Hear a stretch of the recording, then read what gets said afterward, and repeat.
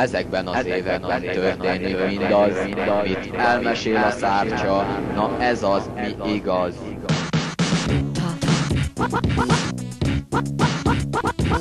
Történet többi rész egy kicsit már kamu, de reméljük, hogy nem lesz velünk olyat, mint tabu. Mind az öten szeretjük a skifi históriát, s éppen ezért felapoztunk néhány rész krónikát. Az egyikben találtunk egy ősrégi rovatot, mely tartalmaz egy szellemivó érdekes mutatot. Ahogy ezt kiolvastuk, megidéztük őket, s bizony csúnyák voltak, pirosak és zöldek, hogy elkapjuk őket. Nem tettünk egyebet, megalakítottunk egy szellemvadász egyletet. Ez hasonlít egy kicsit a Ghostbusters filmre, nem tagadjuk bizony, honnan van a szívvel. Most itt vannak a szellemek Kanizsa utcáin, riogatnak gyereket, csövesek bandái.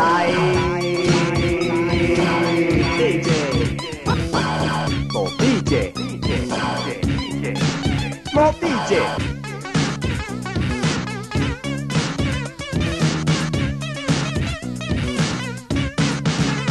Hogy?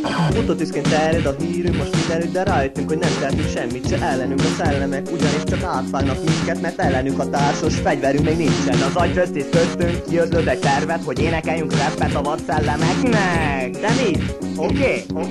Szárcsa. Hopp. Ha nem tudod, mi történik körülötted veled, cseppet se tétovás szív. A szellemvadász egyletet.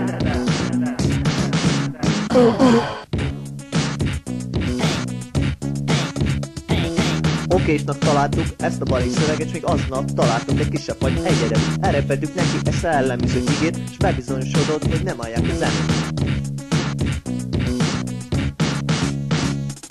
Fogjunk lett a kicsi is lett, egészen pici, s ezután úgy látod, ez az ügy lesz kicsi. De tévedtünk egy nagyot most Kanizsa bánya, mert megjelent előttünk a démonok királya. Az eddig elfogottakat elengedte szépen, s minket ezért majd a düh vetett céljel. De se tudtuk hunni szemünk egész éjjel, vajon miért nem hatott rá a szárcsa igéje?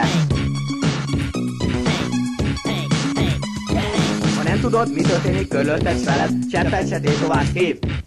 Szellemvadász egyletet.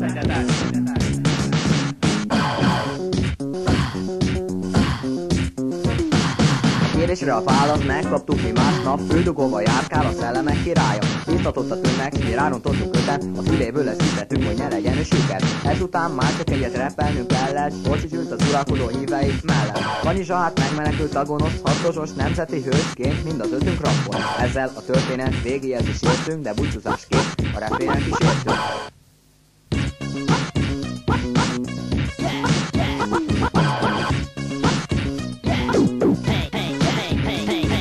Nem tudod, mi történik körülötted s veled, cseppet se tétovás hív. A szellemvadász egyletet. A szellemvadászok a legjobbak, már most nincs olyan senki, aki más kívánna. Ha nem tudod, mi történik körülötted s veled, cseppet se tétovás hív. A szellemvadász egyletet.